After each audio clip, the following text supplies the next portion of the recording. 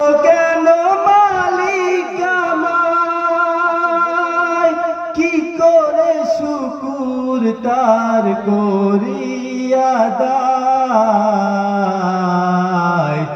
এত ভালোবাসো কেন মালিক আমায়, কি করে শুকুর তার করিয়া দায়।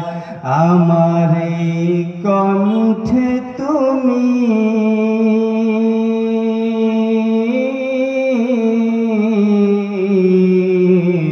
তোমারি বাণী তুলেছো, বুকের দেরাজ তুমি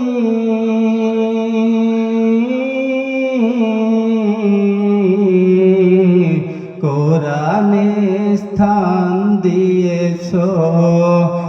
এত ভালোবাসো কেন মালিক আমায়, কি করে শুকুর তার করিয়া দায়।